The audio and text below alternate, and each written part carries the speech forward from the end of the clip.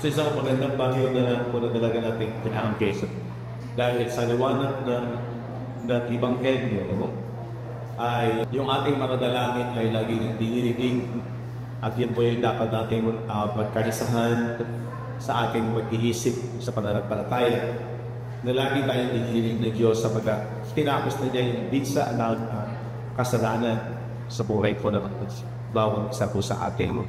So yun po yung ating pinagpapasalamat at patuloy natin kinakiri sa buhay na ito. Kagaya po na marinig kong sabihin na napakapalit po natin sa buhay na ito sapagkat yung pinakamatakas na blessing ay nakami ito natin. Noong nakaraan, pinasasabi natin yung ating pananampalataya ay buhay na nasa kaharian ng Diyos. At ang kaharian ng Diyos nga po ay spiritual. Ay pinapakita rin ang ating pinagsasabi sa 2 Timothy 3:4 na yung pinakapuso ng Diyos, yung mabuti at nakalulugod sa Diyos na tagapagligtas, na siya ay ibig na lahat ng tao ay maligtas. Napakapalat natin dahil nakabilang tayo tungkol sa ginanasan niya na maligtas. Kaya nga kung dalangin natin ang sana ito yung maging maliwanag na sa atin na walang una ang focus ko dyan ay dahil sa pananampalataya, napakalaking factor ng ating isipan, yung ating mind. Dahil dito, nagmumula yung ating tinatanggap at pinaniniwalaan. Kaya nakakapano din natin na ang pinakamataas na authority ang pinaghuhugutan ng ating pananampalataya ay walang ibang kundi yung kanyang salita. Ito yung nagbibigay ng buhay, kagaya ng ating napag-aralan ng nakaraang linggo. Ito yung nagbibigay ng buhay. Liwanag na po, buhay, dahil tinatanggap natin yung kanyang salita sa ayon sa John 6:63. Ngayon sinasabi na ang Espiritu ang nagbibigay ng buhay. At ang mga salita, sabi-sabi naman wala kayong namang ipakinabang, at ang mga salita na aking salita ay pawang Espiritu at pawang buhay. So napakaliwanag po pag ating tinignan nyo, sinasabi ng mga talata at Facebook sa bibig ng Panginoon Jesus, yan lumabas na sinabi ko na sa mga Hebreo na yung kanyang salita, yung nagbibigay ng buhay. Kaya po ang isang tao ay na-born again, hindi po dahil lamang sa pinigap lang na si Jesus na kinumpes niya. Hindi po tayo humahatulog pero para mas lalo maging maliwanag, nagbibigay ng buhay yung kanyang salita. Napaka-importante na yung kanyang salita na Espiritu at nagbibigay ng buhay ay tinatanggap natin at pinaniniwalaan. Kaya sabi ng Romans 10:17, ang pananampalataya ay nanggagaling sa pakikinig ng kanyang salita. Wala na akong ibang source.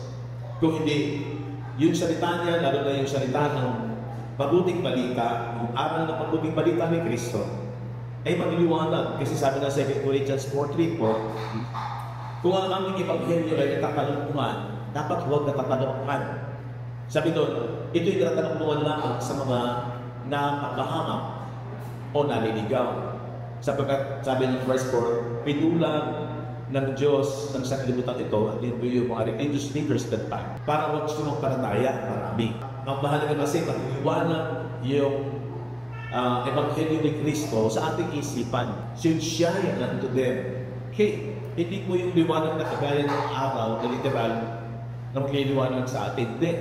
Kung hindi, yung salita ng Ebanghelyo o ng mabuting balita ay maliwanag sa atin. Yung bisa noon, kung paano tayo tinubos, kung paano tayo pinalaya sa kasalanan, kung paano tayo ay inialis doon sa kamatayan at dinala tayo sa buhay na walang hanggan. Kung bakit masasabi natin na wala na at hindi na magkahari ang kamatayan.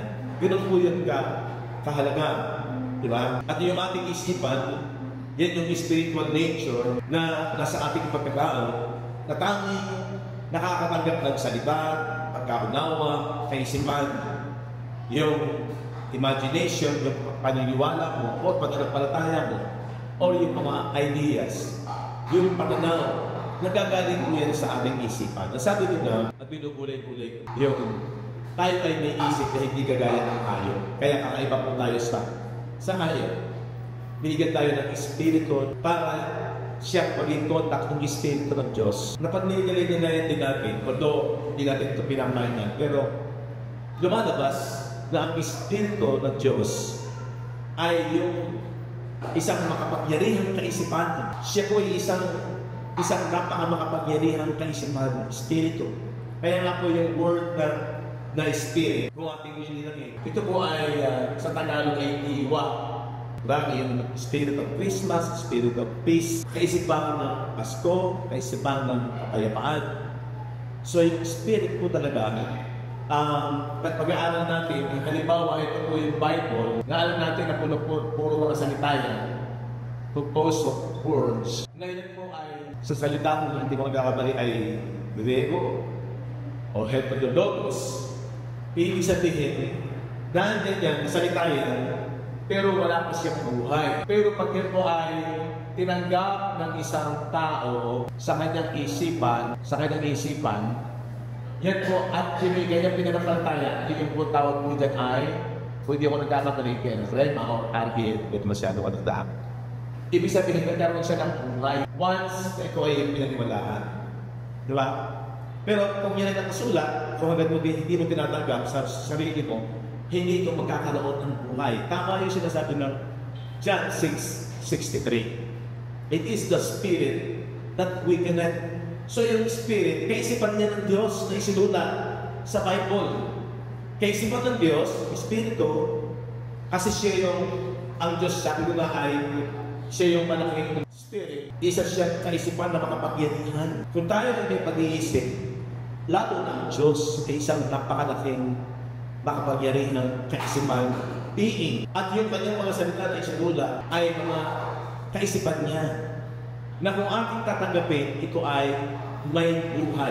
Ating pananampalataya na ay nagkakaroon ng buhay sa iyong isipan. Kaya gano'n po kahalaga yung role na nakikinig ka, nag-aaral ka, at nananampalataya ka sa kanyang salita. Dahil kung hindi mo ito pakikinggan at wala kang interest, medyo pag isang tao ay walang, kaya sabi nga dapat ang isang born again, parang isang sanggol.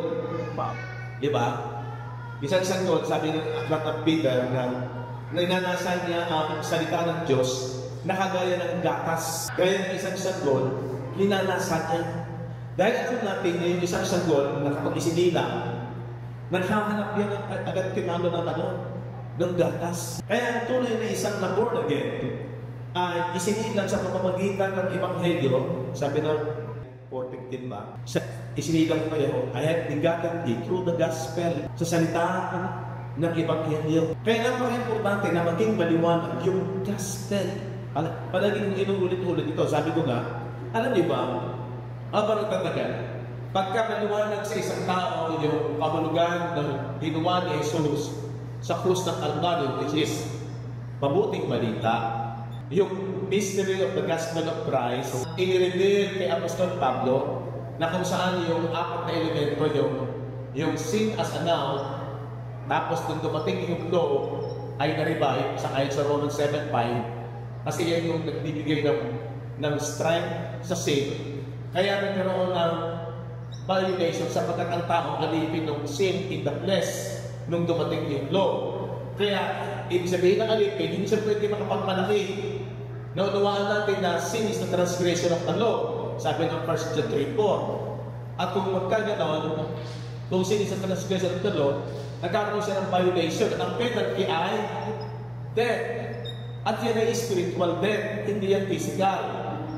Alam natin from Genesis, nung kinain nila yung knowledge of good and evil, ay namatay sila. Ang namatay yung kanilang espiritu. Nagkaroon sila ng kahihiyan. Nagilty sila. Yung kanilang isipan ay nagkaroon ng conscience. Na konsensya. Katakot. Nahiya. Kaya naghanap sila ng ipagtatakip sa kanilang kahubaran. So that's why, makikita natin, napakalaki yung pagkaunawa natin na nung dumating yung cross, ito yung idinil ni Jesus doon sa cross, di ba? Unang-una, yung sin in the flesh, yung now, ay dinala yun sa kanyang laman. Yung sinasabi ng Romans chapter 8 verse 3, pag tayo po ay talagang disinitong unawain, unawaan mo ito, sabi niya, for what the law could not do. Yung hindi magawa ng law na mapasunod yung tao dahil naging alipin isa sa kasalanan, sa kanya sa Romans 7:14, sold under sin, alipin ang kasalanan ng isang tao. For what the law could not do, that it was weak through the flesh, dahil sa flesh ng tao na nakaranahan yung sin. Kaya yung flesh ni Jesus ang naging handog at alay na sabi ng 2 Corinthians 5:21, he who knew no sin. Si Jesus ang walang kasalanan, walang manang kasalanan yung kanyang flesh dahil isinilang siya ng isang birhen through the Holy Spirit. Maiintindihan na natin yung ating nababasang mga kasaysayan dito sa Revelation of Gospel of Christ. No? Sa flesh niya, sabi sa Romans 8:3, hindi magawa ng law na mapasunod ng isang tao, lalo na yung kulay sa mga embryo. And even us, yung law of conscience sa Romans 2:15, ay laging nagmamanifest yung burn, yung transgression nung dumating yung law. Diba? So makikita natin, nag-cause siya ng spiritual death. Kaya kinakailangan ng isang tao makapakinig ng logos na nanggaling sa bibig ni Jesus. Ganun ka-importante yung salita para tayo ay maligtas. Nanggaling sa bibig ni Jesus na sinasabi ito, the Spirit quickeneth. So yung kaisipang salita ng Diyos na mauunawaan ng tao, ma-analyze ng tao, dapat tanggap yun sa isipan. At pag yun ay nangyari, pag naunawaan niya yung gospel, na yung sin na condemned, Romans 8:3, na condemned doon sa flesh ni Jesus, noong 30 AD. Tingnan na yun, Romans 8:3, for what the law could not do, that it was weak through the flesh, dahil doon nananahan yung laman. Ano yung solusyon? God sending His own Son. Ayun na yun. God sending His own Son in the likeness of sinful flesh. Kagaya ng sinful flesh ng tao, dito, nangyari noong 30 AD, naging makasalanang laman. He who knew no sin became sin. Si Jesus. And for sin, para sa kasalanan, anong ginawa niya? Condemn, hinatulag yung kasalanan sa kanyang laman. Ang linaw, di ba? Pag naging malinaw, yun yung nagliliwanag. Shine. Should shine unto this. Lest the glorious gospel should shine unto them. Paano magsashine? Pag napakinggan niya, pag siya ay sabik at inuunawa ang ginawa ni Kristo, at tinanggap niya at pinatilihan niya. Kaya sinasabi ng 1 Corinthians 15 verse 1, na sinasabi doon na yung aral na pinahayag ko sa inyo yung Ebanghelyo, the gospel which I preach unto you, which also you have received. Yun ang dapat tanggapin. Hindi yung tinatanggap ko lang si Jesus. Hindi mo naman alam yung liwanag ng gospel. May danger po doon, although hindi tayo mahapon. Pero napakaganda na lumagay ka na sa kasiguraduhan, ayaw sinasabi ng salita ng Diyos, na dyan ka isisilan ng huli, dyan ka maliligtas. Kasi dyan, dito, winasak ito ni Jesus. Yung sin, pinondem sa kanyang flesh. Yung law, tinapos niya sa krus. Kaya wala ng transgression i-impute dahil meron ng reconciliation na not imputing sins anymore. Hindi na ini-impute. Di ba? Sa inward man, sa espiritu ng tao. Dahil yung kanyang isip, yung kanyang espiritu, nanampalataya. And then, kaya kung wala na siya sa law, wala na siyang transgression, and then, abolish na yung death. Yung sinasabi ng 2 Timothy 1:9, who had saved us and called us to the glory to not according to our works, before the time began, before the world began. Tapos sabi ng verse 10, but is now made manifest by the appearings, sa appear ng ating Panginoon sa Kristo, by the appearing of our Savior, Jesus Christ. Ano sabi niya? Sabi niya, who had abolished death. Oh, tapos na, di ba? Wala na yung eternal death doon sa ating inward man na naging cause ng pagbagsak ni Adam at Eve. Wala na yun. Meron na siya, had brought life and immortality to life sa mamamagitan ng through the gospel. Okay, napaka-importante kung maliwanag sa iyo yan. Kasi i-appreciate mo yan, i-treasure mo yan. Yan yung tunay na blessing, no?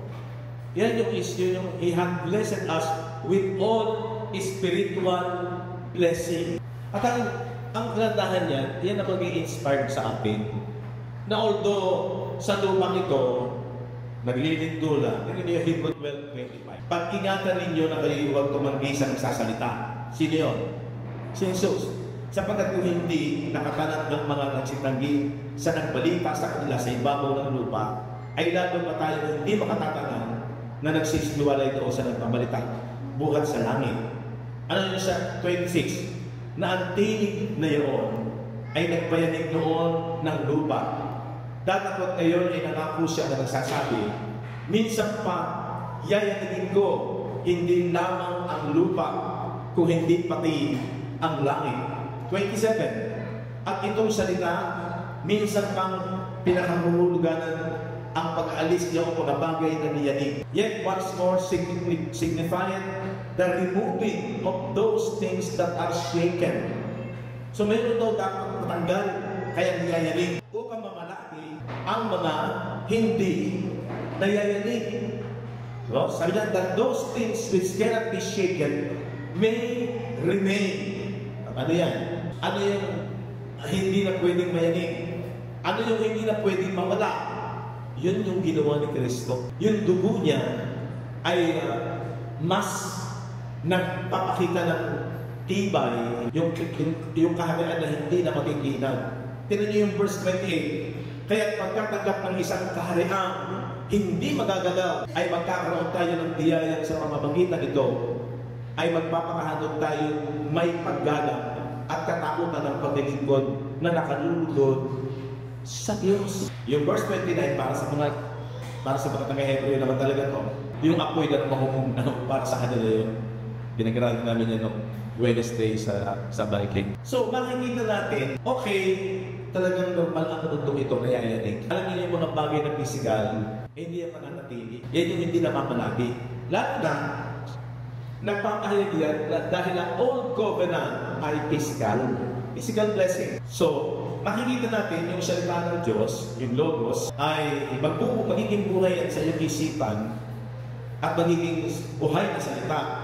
Pag binabasa mo, inuunawa mo, pinakikinggan mo, tinatanggap mo at pinaniniwalaan mo, yan ang oras na nagiging buhay na salita na gumagawa sa mga believer. Gumagawa po yan sa believer.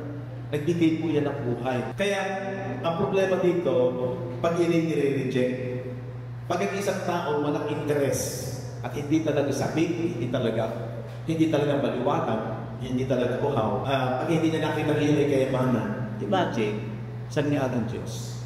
Diba? Kaya nasabi ng 1 Thessalonians 2:13, He received it not as the word of man. Kung yung word of man nga, tinatanggap natin. Lahat na yung salita. But as it is in truth, the word of God. Ano sabi niya? Which effectually worketh also in you that believe. Gumagawa ito doon sa mga nananalig at sa mga sumampalataya. Ang problema, kung pinakinggan mo lang ito at naging parang head knowledge na, medyo hindi magiging maganda. Dapat pagtiwalaan mo ng pinakaunang pagtitiwala. Kasi yun ang relasyon sa Diyos eh.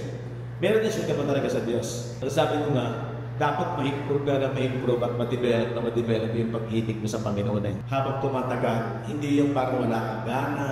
Hindi, habang tumatagal, nababago ka, natatransform yung isipan sa pagtitiwala sa kanyang salita. Ganun kalaki yung role nung salita ng Diyos, kahit importante sa iyo. Alam niyo yung mga nanonood ka ng mga sumusubaybay sa mga nobela, istorya. Ano yan? Talagang masigasig ka, sinusubaybayan niya. Ano kaya sumunod na nangyari? Di ba? Merong mga isang pinapakita yung social media na mga kwento, parang maganda to. Sasabihin ka niya, hindi ibibitin ka niyan. Pag talagang interesado ka, susubaybayan mo yan. Tignan mo. Ipapalo mo yun. Tapos susubaybayan mo. Dahil alam mo na magiging maganda istorya na rin. How much more yung salita ng Diyos? Pero be wise. Kasi yung flesh against sa spirit. Sa salita ng Diyos. Kaya makadali na tayo na huwag tayong makapaligtas sa lahat ng dikta ng laman. Dahil malinaw ang sinabi ng Galatians na it is against the spirit. Di ba? Laban ng sabi nga ng Romans, pinakaunang kaaway ko yung sarili ko, yung laman po para sa mga bagay na tungkol sa espiritu. Kaya naniniwala ako na kapag tayo po ay talagang nakakapit sa Panginoon, yung sinasabi na tayo sa siya ang puno, na mananatili ka at dumadaloy yung sustansya mula sa puno, from the root hanggang sa buong katawan, hanggang sa mga sanga, tayo yung dumadaloy yung sabi ng John chapter 15 kung hindi ako nagkakamali. At siya rin yung liwanag. Jesus is the light. At ang taong spiritually na buhay ay nagliliwanag ito sa kanyang isipan. Pero ang taong patay, ito ay bulag. Kaya yung lightness, darkness, yan po ay simbolo na ang tao ay patay. Walang understanding, walang pagkaunawa. Kasi ang tao lamang na nakakaunawa, siyempre gusto niya maintindihan, gusto niya malaman, nagsusumikap siyang maunawaan. Kagaya ng mga alagad, pagkatapos magsalita ng Panginoon ng talikhaga, lalapit yung mga yun kasi hindi nila naiintindihan. Anong ibig sabihin ng talikhaga? So ang isa talagang anak ng Diyos o alagaan ay hindi papayag na hindi niya nilinangin yung hindi niya nauunawaan. At siya, tinitration niya yun. Salita ito ni Jesus. Kaya, ganoon ang kanyang pagtitiwala, pagpapahalaga. Okay. Kaya ang taong patay ang espiritu, bulag ang isipan. Ang state ng kanyang isipan, ang state ng kanyang mind, ay walang komunikasyon sa Diyos. Kaya hindi po nakukuha lamang sa nananalangin ka. Kagaya ngayon, ang dami na nananalangin para sa protection. Bakit? Ba't nga ang lindol pagkatapos natatakot na sabi ko na, ay nananalangin. Pero talagang dumarating yan Pero kung ikaw, ay yung sinasabi ng kagaya tayo sa Hebrews chapter 12:28, nasa iyo na ang kaharian ng Diyos, dumating man minsan ng anumang mga trahedya sa lupang ito. Di ba? Dumating sa atin yung COVID, wala, lahat, damay. Walang exempted doon. Pero alam niyo, dumarating yung kamatayan. Sabi ko, itong buhay sa lupang ito, talagang hindi ka makakakita ng perfect yan. Kahit pa anong gawin mo, maglibang ka, mag-enjoy ka, wala namang masama. Pero matatanggap pa rin ang lupang ito ay hindi perfecto. Iba-iba ang kalabitan, iba-iba rin yung mood ng tao, no? Meron minsan akala mo ang bait, pero mamaya, tingin pala. Aakilan ka na hindi mo maintindihan. Yun ang tao May iba-ibang mood. So, walang perfect sa lupang ito. Ngayon, lahat yan, kaya sabi niya ay nasi-shake, nawawala. Yung minsan meron taong dati nag-sweet sa'yo, biglang nawawala. Kaya sabi ko nga, huwag kang malungkot, meron ka taong ganyan. Kasi yung sinasabi na, nasi-shake yan, yung flesh, nasi-shake yan, alililig yan, nawawala yan. Pero meron daw isang hindi maliliglig at manatili. Ano yun? Kaya ito yung napakaganda na nakunawaan natin na kapag ito'y na-encounter mo sa buhay mo, yung pag-ibig ni Kristo ay naging maliwanag sa iyo, hindi yan masya-shake lang. Hindi na yan maliliglig. A kingdom that cannot be shaken. Ang kaharian hindi kailanman mawawala na. Yung pag-ibig ni Kristo, hindi na mawawala. Kaya ito yung dapat pinakalangasan mo. Ito yung dapat na number 1 sa iyo. Yung kaharian na hindi mawawala, yung pag-ibig niya na hindi magbabago, naging sariwa, tapat. Diba? Kasi sa tao, may time, malulungkot ka, nagbabago, moody. Yun nga po yung sa physical na relasyon. Kaya sabi ko last Sunday, ang pag-ibig ng tao, iba sa pag-ibig ng Diyos. Kaya kapag natuklasan natin yung pag-ibig ng Diyos, pag-iabangin mo na yan. Embrace mo na yan, huwag mo nang bibitawan. Kasi yan lamang ang tanging tapat. Wala nang iba. Amen? Kapag ikaw ay mayroong komunikasyon through the Word, no? And not the flesh, ay ikaw yung mayroong connection. Hindi ka cut off sa fellowship sa Diyos. Kaya sabi ng Ephesians 4:18, tingnan niyo. Ito yung hiwalay sa pag-ibig at sa buhay ng Diyos. having the understanding darkened. Di ba nino niya? Nagdilim ang kanilang pangunawa. Asan yung pangunawa? Nasaan? Nasa isipan. Ano sabi doon? Being alienated from the life of God. Ano yung alienated? Hiwalay sa buhay ng Diyos. Through the ignorance, dahil sa kanilang kawalang kaalaman o kawalang pagpapahalaga o dahil ini-ignore nila sa kanilang buhay ang salita ng Diyos. Nire-reject. Kaya, yun yung naging dahilan kung bakit madilim at merong na-cut off yung mag-alienated sila sa buhay ng Diyos because of the blindness of their heart. Kung yung kalilimutan niya, yung ang manifestation niya ay blindness or darken yung understanding. Tapos dito naman, yung heart, pula. Kaya yun yung patay. Madi-distinguish na natin, sino ba talaga ang asang Panginoon? Tanong ko, mahalaga ba talaga ang gospel of Christ? Yes. Kaya napakaganda nga na itong ma-master mo siya. Dahil kung ma-master mo siya, yung unang-una sarili mo, nakonvince mo. Kasi, ang usapan dito, nakonvince ka ba? Ikaw ba'y talagang nahikayat ni Jesus? Yung sinasabi ng 2 Corinthians chapter 10, verse 5, nakapkin ba yung ating isipan? You know, bringing into captivity every thought. Kaya napakahalagang isipan. Bringing into captivity, inindihan ko ang lahat ng isipan. Sabi ni Apostol Pablo, sa pag-share ka ng gospel, ang kanyang pinaka-purpose ay mabihag ang bawat isipan. Saan? To the obedience of Christ. Asan ang obedience ni Christ? Gospel. Wala na iba. Simple lang naman. Pero napakalaki ng role. At ang sabi ko nga, ito yung pinakasusi para yung mga malalalim na bagay ng Diyos ay hindi ka mahihirapan. Madali mo nang maiintindihan. Yung hindi mo maintindihan, bakit kaya sinasabing secure na ako? Maiintindihan mo na. Yung iba, confused pa. Pero pag maliwanag sa iyo ang gospel, hindi ka na confused na yung iyong espiritu ay delivered na sa darkness. Hindi na mag-ahari yung blindness at dark and ng understanding kasi nagliwanag na nga. At hindi na magkakaroon pa ng kapangyarihan ng kamatayan. Abolis na yung death. So madali bang magkaroon ng connection? Pagkapaliwanag na sa iyong isipan, yung ganda ng mabuting balita na ginawa ni Kristo sa krus. At meron ka na kapanatagan, although habang nabubuhay ka na sa lupang ito, hindi nawawala ang problema, hindi nawawala ang crisis, hindi na yung mga bagay na yung mga lindol na yan, hindi nawawala na yan. Tanggap mo natin yan. Yung mahal mo sa buhay, siyempre ayaw mo mawawala, pero umaalis, lumawala. Hindi natin mapipigilan yan.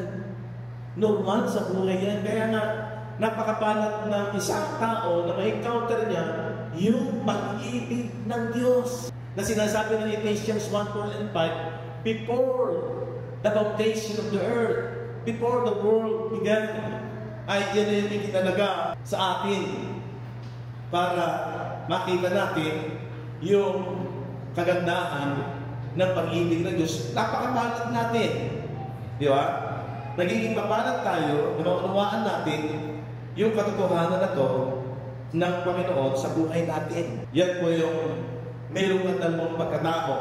Na born again ka, meron kang outward man at meron kang inward man. So malinaw po yun. Kaya sabi ko, napakapanat natin, dumating yung pagkaunawa. Kasi nung ilang akong nag-aral ako sa Bible School, ilang akong naging mananampalataya, nagtuturo. Pero naging maliwanag na lang sa akin ang kaligtasan. Nung maintindihan natin na meron tayong dalawang pagkatao na sinasabi sa Gospel of Christ. At alam natin, sabi ko, dumarating yung kamatayan. When time comes, we end here in earth. Pag dumating daw yung panahon at oras na matapos na buhay natin sa lupang ito, di ba? Ang mananatili na lamang sa isang tao, yung kanyang heavenly citizenship. Yung kanyang taong panlakit, which is our mind, yung ating consciousness. So, sa mga isang mananampalataya, isang believer, yung physical na kamatayan na hindi naman natin gustong mangyari o nangyayari, yan po ay isang transition. Ito yung transition lamang from physical, from earthly, to the spiritual realm. Lalo iyon yung pinakamagandang patutunguhan natin na magandang blessing. At sabi ko mali kasi, no, ang nangyari kasi, lagi nakatutok ang focus ng application ng biyaya ng Diyos, ng kapangyarihan ng Diyos, lagi sa physical. Totoo naman, even sa physical ay ang Diyos lang siya may ari, siya may hawak. Pero ito'y temporal lang sa buhay ng isang tao. Temporal lang po ito. Kaya sabi dyan, from physical, earthly to the spiritual realm. Kaya mauunawaan natin na yung sinasabi ng Ephesians 1:3, Blessed be the God and the Father of our Lord Jesus Christ. Purihin nawa ang Diyos at Ama ng ating Panginoong Jesucristo, na siya nagpala sa atin. Tinanin niyo yung pagpapala ng bawat pagpapalang bukol sa Espiritu sa sangkalangitan kay Kristo. Spiritual blessings po yan. Yan po yung tunay na kayamanan. Balikan na doon. Kaya sabi ko, ang faith is a test. Ang pananampalataya sa atin ay pagsubok. Kasi tayong tao, nasanay tayo, ina-appreciate palagi natin yung nakahawakan, yung nakinabaro yung ating laman, yung ating physical, yung nararamdaman. Kasi siya lang tayo pag yung senses mo ay nag-e-enjoy. Di ba? Masaya. Di ba?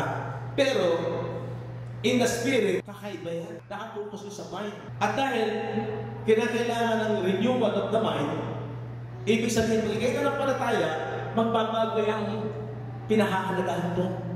Magsishift from physical, kailangan mag-dominion at maging paliwanag at makita ang katotohanan, mas magiging totoo yung spiritual kaysa sa physical. At ang good news is, pati yung physical at aspeto ng buhay mo aayusin.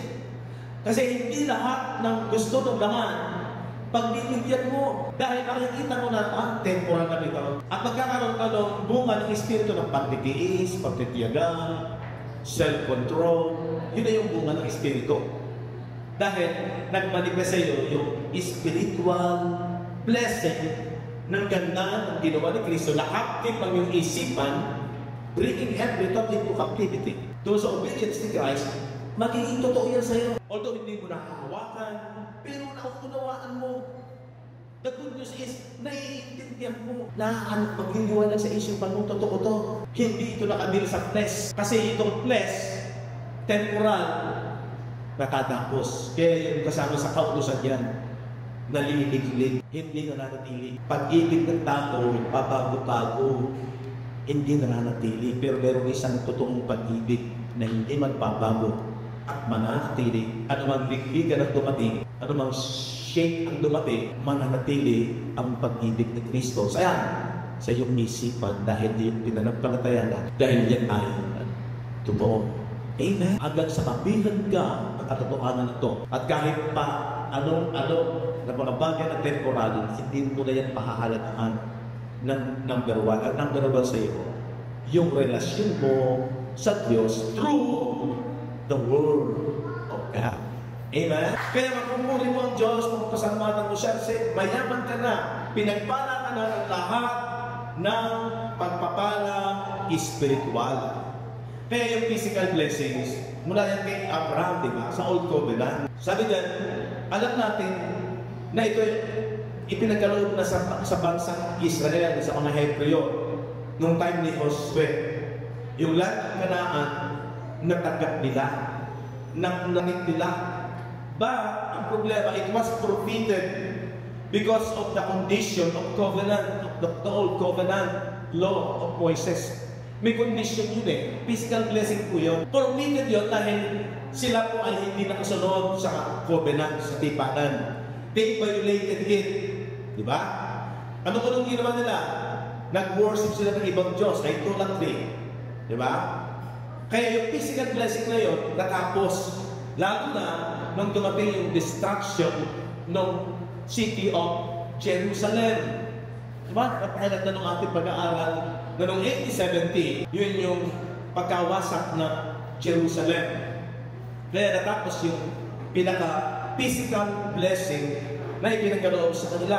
Nag-start yan from the time nung pag-captive ng Babylon. They were captive for 400 years. Pero nung dumating ang Panginoon sa Kristo, ang dala-dala na niya, heavenly and spiritual blessing, itong gospel of Christ. So huwag niyo kakalimutan yan, na yung preaching ng kingdom ng Panginoon, ng Diyos, ay una sa mga Hudyo that time, pero dahil nireject din nila, kaya sila yung tumanggap ng punishment o yung wrath of God. At dilinaw naman ng Panginoong Jesus na yung kingdom na dala niya, ayon sa Luke 17:20-21, is hindi yung na-observe o nakikita, naririto, naririyan, kung hindi ang kaharian ng Diyos, ay nasa loob na ng bawat sumasampalataya, bawat believer. Kaya consistent po yung sinasabi ni Paul na ang blessing ay spiritual. At ngayon, sa pag-aaral natin, nag dumating ang Ebanghelyo ni Cristo, open na po yan sa lahat ng tao. No? Natapos na po yung Old Covenant system, which is physical. Dumating na yung spiritual blessing. Natapos na yung earthly Jerusalem, yung earthly temple, natapos yung mga earthly sacrifices. Sabi niya, lahat ng ito tinapos ng Panginoon sa krus. Yung kaharian ng Diyos ay naging available na sa lahat ng tao. Hindi na lang exclusive sa biological nation of Israel. Open na ito sa lahat ng tao, lalo na sa mga Gentiles. So, makikita natin na during the period, pagdating ng Panginoon sa Kristo, sa kanyang resurrection, sa kanyang pagkabuhay na maguli, dito natin nakabit yung tinatawag na spiritual blessing. Unang-una, ang Panginoon sa Kristo ang pangunahing bunga, first fruit ng pagkabuhay na maguli, which is in the spirit. Sa nation Israel, physical, para sila manampalataya. Dahil yun ang pangako ng Diyos sa kanila, dahil binibigyan sila ng signs, tanda. Pero sa ating mga tunay na mga mananampalataya, ito po yung spiritual resurrection. Tingnan niyo yung balik tayo sa Ephesians chapter 1 verse 4. According as He had chosen us in Him before the foundation of the world, that we should be holy and without blame before Him in love. Sa Tagalog, ayon sa pagkapili niya sa atin, sa Kanya bago pa itinatag ang sanglibutan, di ba, linong yan before the foundation of the earth, upang tayo ay maging mga banal, mga walang dungis sa harapan niya sa pag-ibig. So tayo po'y elected, pinili. We are chosen in Christ. Yun yung number one. We are chosen in Christ. At ang Diyos, before the foundation of the earth, meron siyang foreknowledge. Kung sinabi mo, foreknowledge, ito yung hiwaga ng Diyos.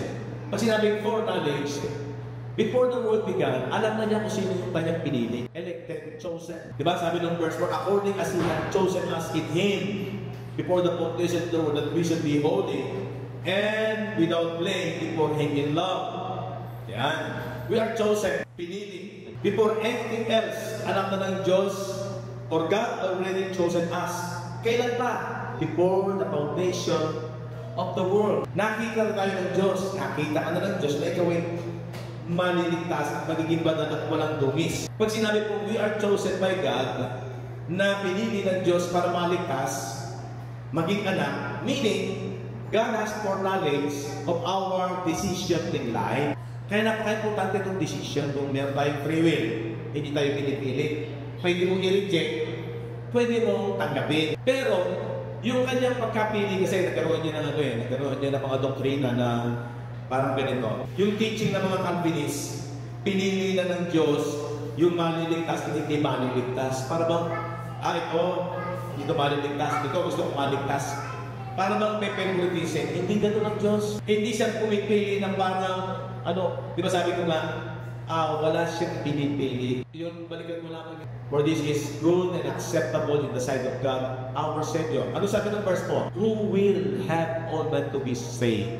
Siya ang may ibig ng lahat ay maligtas. So, ibig sabihin, wala siyang itinatangi. Kaya lang, yung more knowledge niya, nakita ka na dyan, ikaw ay, yung decision mo, nakita na niya na ikaw, ang magiging decision mo ay pipiliin mo. Alam niyo yung mga nagdesisyon. Hindi niya alintangi kung ano sasabihin ng tao. Hindi siya tatakot na baka mawala naman ng kaibigan pagka pinili ko yung itong gusto ko dahil marami ng gays sa ganito.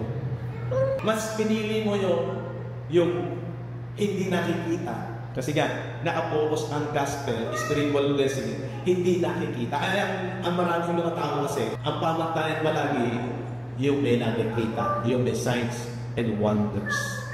Diba? Mas dapat naniniwalaan nila yun. Kaysa doon sa katotohanan ng scripture. Ganito kasi ang laban eh. You know, ang maraming mga tao, yung karamihan, yung flow, is against doon sa katotohanan ng salita ng Diyos. Ma-observe mo rin eh. Maski sa panahon ng mga alagad, binansagan sila sa aklat ng mga gawa, yung mga alagad, ang bansag sa kanila, narito ang mga tao kung bumabaligta ng samilibutan. Ibig sabihin, hindi umaayon sa flow ng mundo. History yan. Kasi nga, maraming mga tao ang naging kinukuhanan ng kanilang, hinuhugutan ng kanilang paniniwala is nakikita, na-observa, kaysa doon sa katotohanan kung salita ng Diyos. Halimbawa, bigyan ko po kayo ng halimbawa. Meron tayong paniniwala na karamihan, may mga masamang espiritu pa. At karamihan, si Satan ay powerful pa. Kaya mayroon pa mga deliverance. Diba? Halimbawa, pag binasa mo yung Colossians 13 and 14. At nang kayo'y makapatay dahil sa inyong mga kasalanan at sa hindi pagtutuloy na inyong laman. Alam niyo yung ibig sabihin ng hindi pagtuloy yung laman, ando pa yung sin in the flesh dati. Ay kanyang binuhay kayo ng kalakit niya. Dahil sa cross, sinircumcise tayo, inihiwalay na niya yung masamang hiling ng laman. Yun yung mababasa natin doon sa 11 eh. Simula natin sa 11. Na sa kanya ay kinuli, hindi naman kayo. Tayo daw ay sinircumcised. And whom also ye are circumcised. Yung mga nakikinig kay Kristo, in the Spirit, circumcised ka. Ng circumcision na hindi gawa ng kamay. Ng circumcision na hindi gawa ng kamay. Kaya spiritual eh. Sa pagkahubad ng inyong katawang laman. So tayo mga Kristiyano, yung sin in the flesh, hinubad na yun. How? Yung pagkaunawan sa gospel, yun, na yung laman natin na nirepresent ni Christ sa kanyang laman, hinatulan yung sin in the flesh at kinondem, namatay, inilibing. Kaya, inalis. Pag sinabing hinubad, tinanggal na. Circumcised na. Done away. In putting off, yung body of sin ay iwinaksit, yung masamang hilig ng laman in the spirit sa ginawa ni Jesus sa cross. Kaya tayo ngayon ay circumcised in the spirit. Lahat ng nangyari sa atin, mas matindi kasi yung circumcision ng mga physical Jews, sinicircumcise sila. Na ang blessing doon ay physical, natapos yun eh. Temporal lang kasi yun eh.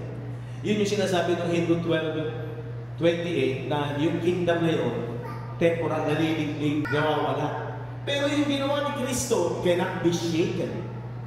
Hindi na mawawala. Yung bisa niya, nakakatiyak ka na ikaw ay mayroong security, mayroong assurance kapag pinanampalatayaan mo na talagang wala ang power of sin in the flesh sa isang believer na nampalataya sa gospel of Christ. Okay, balik tayo doon sa topic ko na bakit kakaunti ang nakakaunawa ng katotohanan ng spiritual na blessing ng Panginoon. Diba sabi niya sa verse 13, nang kayo'y mapapatay dahil sa inyong mga kasalanan, noon hindi pa tayo tuloy sa hindi pagtutuloy ng inyong laman. Ay kanya binuhay kayo. Pero dahil sa ginawa ni Kristo, binuhay kayo na kalakit niya na ibinatawad sa atin ang ating lahat ng mga kasalanan. For having forgiven you all trespasses. Tingnan niyo, inalis na niya yung sin in the flesh, putting away, circumcision. Inuba. Sana maliwanag sa ating isipan niya. Kasi ginawa yan sa spirit, the spirit of truth. Mas hindi mawawala at ibay. Hindi matitinan. Cannot be shaken. Okay? Then, nung inalis siya, ibig sabihin, secure na yung ating inward man. Kaya nasabi ng verse 14, na pinawi. Pag sinabing pinawi, inalis, tinanggal, ano? Ang usapang nasusulat sa mga palatuntunan na laban sa atin. Doon sa mga Hebreo. Sa atin, pupunta tayo doon sa Romans 2:14-15, yung law of conscience. Sa kanila naman yung written law. Sabi nung 14, na pinawi ang usapang nasusulat sa mga palatuntunan laban sa atin. Pag pinasa mo sa English, blotting out the handwriting of ordinances that was against us. Kaya yung law, naging laban niya sa mga Hebreo. Bakit? Yun kasi ang nagbibigay sa kanila ng sins, penalty, transgression. Kaya lagi nagmamanifest yung wages of sin is death. Alipin ng kamatayan, laging alipin ng kasalanan. Kaya ang una ay lagi sila nasa spiritual death. Ganun yung binalat ito ng Diyos, tinanggal ito, pinawi. Sabi ito, pinawi ang usapang nasusulat sa mga palatuntunan na laban sa atin na hindi naaayon sa atin at ito'y kanya pinalisaan na ipinako sa kapatid. Yan ay yung law of Moses sa mga Hebreo. Ba't ko sinabi ito? Ang problema sa maraming simbahan ngayon, hanggang ngayon, nananatili pa rin doon sa law of Moses. Ina-apply pa rin yung kautusan. Samantalang, ang linaw na sinabi na Christ is the end of the law. Amen? Wala na tayo sa kautusan. Tayo naman, wala tayo sa written law. Mga Hebreo lang. Ito yung ibig ko sabihin. Yung karamihan na marami, hindi nila ikaalis yung katuruan na Old Covenant Law of Moses. Bawal ang tato, bawal si ganito.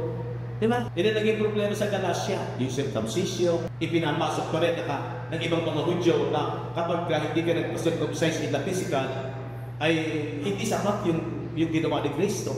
Diba? Niwawa ng pamuluhan nila yung ginawa ni Kristo. So, ito yung ibig ko sabihin. Kung ikaw ay nananampalataya, according to the Scripture, stop mo yan. Kahit na iilan ka lamang na naniniwala, pero ang linaw na sinasabi na blotting out, pinawi na. Una sa mga Hudyo, hindi naman tayo kasama doon sa Old Covenant Law of Moses. Tayo ay doon sa Romans chapter 2, 14 and 15, the law of conscience written in our hearts. Pero pinawi din ito ni Kristo sa krus ng Kalbaryo. Sa mga Hebreo, yung written ordinances. Pero sa atin, yung conscience, yung law of conscience written in our hearts. Pinawi din ito ni Kristo. Good news po ba yun? Yes. Ngayon, kakautin tayo. Ang dami.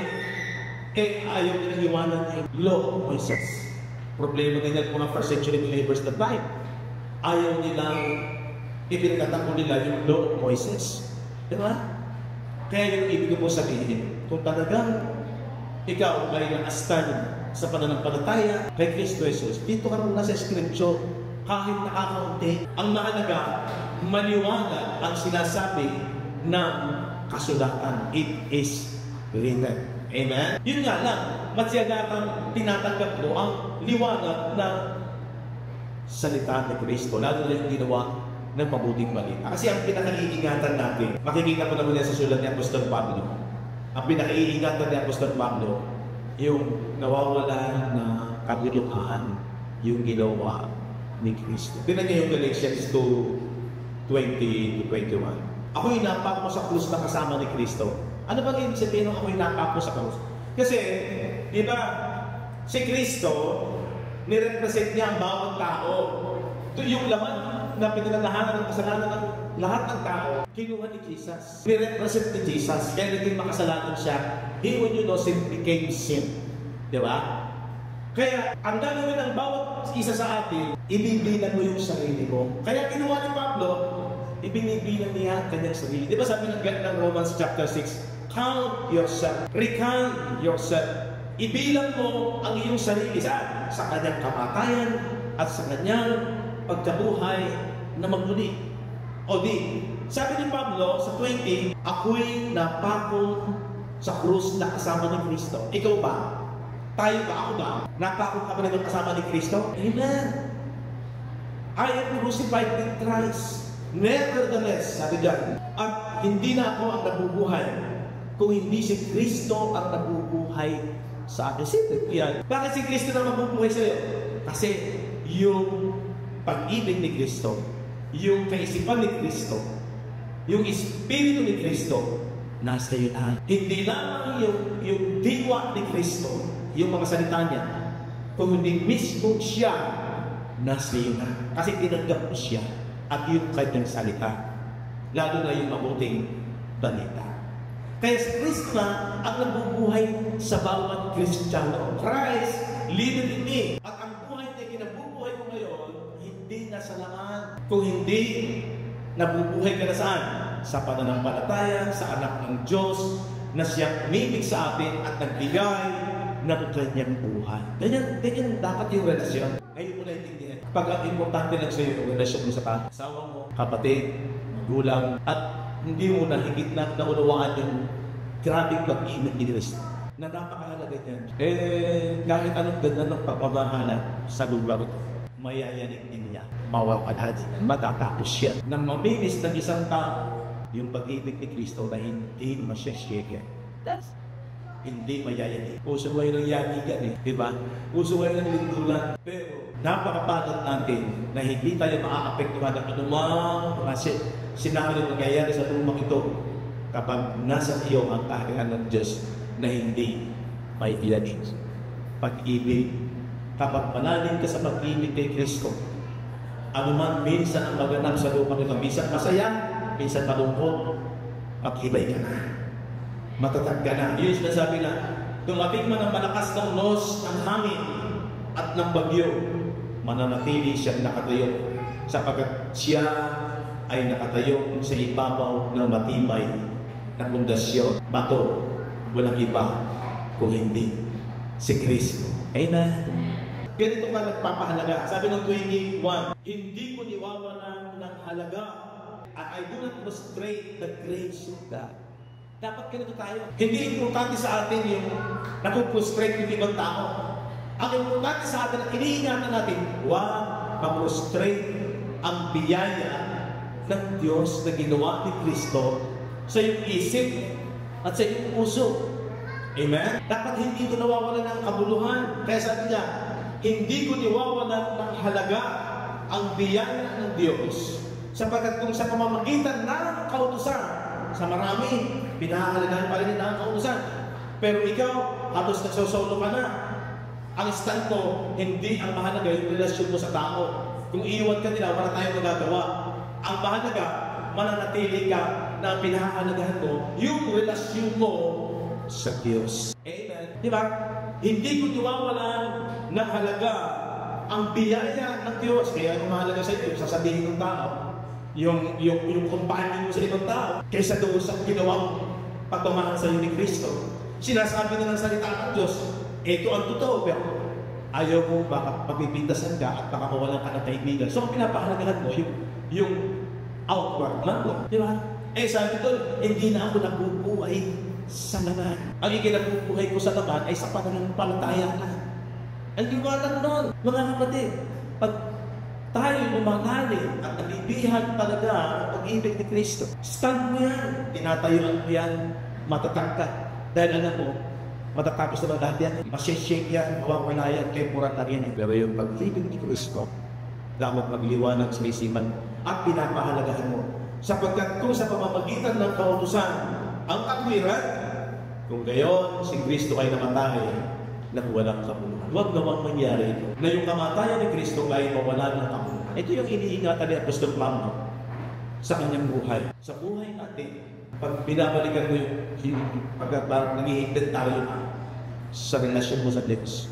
Ano mahalaga? Relasyon mo sa tao in outward man o yung relasyon mo sa inward man in the spirit. Kaya worship Him in spirit and in truth. Sabayin mo siya sa Espiritu. Yun naman tulunod sa Diyos. Ang Espiritu ay hindi nakikita.